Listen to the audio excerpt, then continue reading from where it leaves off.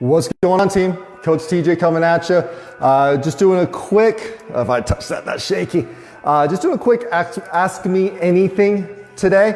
We've got a lot coming up in the next coming weeks, and I want to cover those first. First things first, next week, we've got Ali and Dan from Jungle Gym. And we're going to talk all things obstacle course racing, all things movement. Both of them are fantastic in this whole world of getting people to move better, and I'm really excited to talk to them. After that, I've got, let's see, what else do I have going on? We've got Elise Vital coming on the following week, and we're going to talk about with Leslie. I think we're going to dig really deep into resilience and how to get over injuries. So the next 2 weeks, we've got a lot going on. Don't miss out. Today, real easy, just a quick ask me anything. I've had a few people coming to me with different questions. I posted up yesterday a couple different, just an opportunity to ask questions. I got some good ones. So keep this around 10 minutes, guys. I want to keep it short and sweet. First off, Mandy had a great question. Why does my heart rate monitor show that I'm redlining up, my heart rate's really high, versus when Manny's husband has his heart rate monitor on, it doesn't show much of anything. There's a lot of factors here.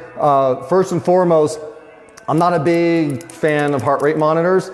I have one on my watch and it's turned off. I don't use them very often for this reason. I don't test my max heart rate enough for it to be useful to me. So if I were to test, say, once a month my max heart rate, then I would know, okay, this is where I am this month, and okay, this is where I am at 80%. But if I'm just looking at it and it's saying 160, then I don't know what that means if I don't have anything to measure that off of. So that's the first reason I don't use mine, basically laziness. I don't test my max heart rate enough for it to be useful. Secondly, I don't find the wrist ones very accurate. That's not to say every wrist one. I know there's some good high-end ones out there, but the general ones that are in the $300 to $600 range, or even less than that, I don't find them to be terribly accurate. We've seen a lot of studies coming out now that if you put a chest strap on somebody, the heart rate monitor chest strap, and put the wrist strap, they're getting two very different readings. So that's telling you something right there. Generally speaking, this is the go-to chest strap. That is what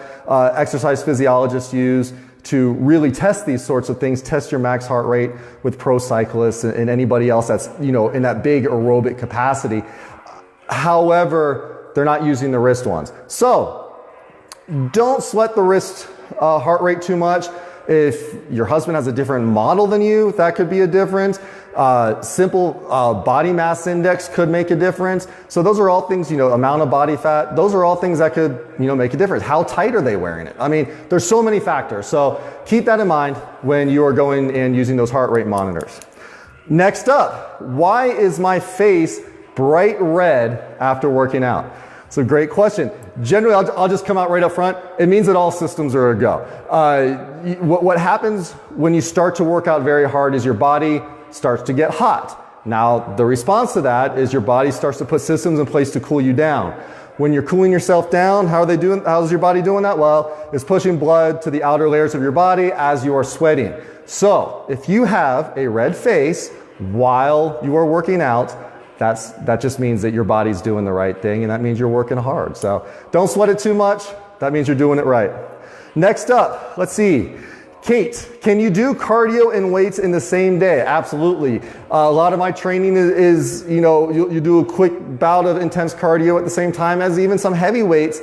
I've got somebody right now that we are working to get him from 315-pound deadlift to a 415-pound deadlift, and we've set a safe amount of time to do that based on where we think he can progress. And one of the things that we're throwing in is, while keeping form perfect, we're trying to get that heart rate up a little bit. So we're getting a little bit of cardio in with every workout, even though really this is a powerlifting workout, and we're getting great results with it. So yes, cardio, weights, same time, same day, absolutely, not a problem at all. I would always recommend picking up the heavy things maybe before the cardio. That way you can ensure that you're lifting safely. So that's always something that you want to keep in mind. If you do a lot of cardio in the morning, whatever that is, I mean, let's just use burpees for an example. If you do a ton of burpees in some sort of workout in the morning, and then in the afternoon you're going to do heavy deadlifts, your form might suck. And that's something to keep in mind. So, you know, just keep that in mind. Next up, Ingrid, how does muscle memory work? And I actually spoke with Ingrid about this, and we were going to go down kind of a different path than just how does muscle memory work. You know, is this always like riding a bike? I find that people that leave the gym for a while, if they were already good at pull-ups, they can at least do one when they come back because they know what to fire.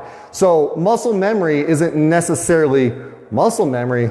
It's you've already opened up those pathways in your brain to do that skill, and you haven't forgotten that skill. Now the strength part may have faded. So when you've lost that strength a little bit, then he might not be able to do 10, he or she might not be able to do 10 pull-ups like they were 3 months ago. They might only be able to do 5, but it will come back quickly. Along those lines, you lose your cardio a bit faster than you lose strength.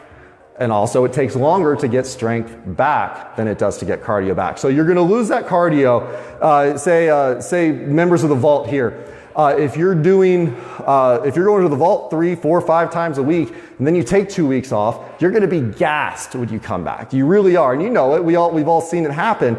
However, you're gonna find a week from there, you're pretty much back up to speed and doing the same things you were doing. With strength, you might be able to pull, so we'll just use the deadlift as an example. You might be able to pull 315 pounds on a deadlift 1 week, not do deadlifts for 2 weeks, and pull 315 pounds again 2 weeks later. That's not abnormal at all. However, when you don't do it for a very long time, it takes a very long time to get that strength back. So that's something to keep in mind. Also, as you age, that time gets exponentially longer. So I hope that I kind of went down the wrong path with that's not necessarily muscle memory, but recovery, how fast you can get back into things. There's a number of factors. A, is it cardio? B, is it strength? C, is it a skill that your brain remembers how to do?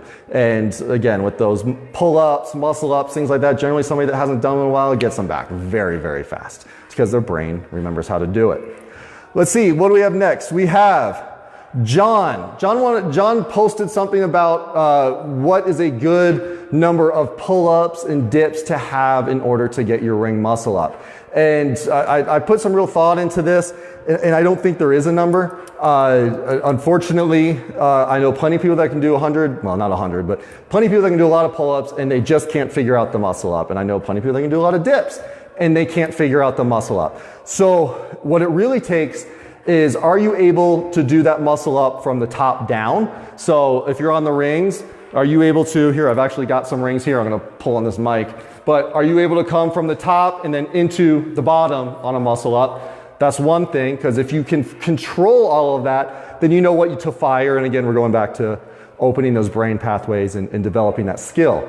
Next thing is, you need to really focus with the ring muscle up on that false grip. And the false grip, I'll see if I can do it without messing up the mic here.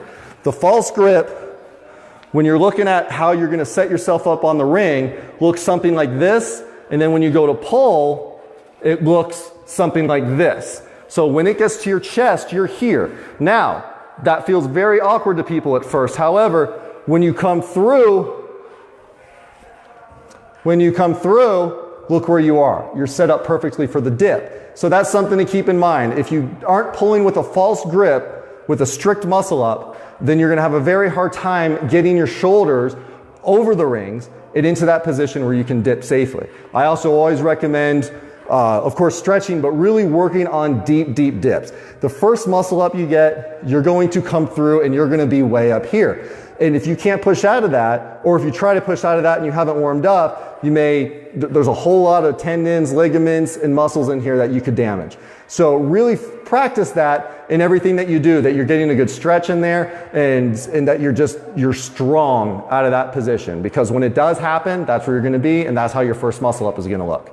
It would suck to hurt yourself on your first muscle up. So, I think I've answered everybody's questions today. Again, I apologize. This is a short one.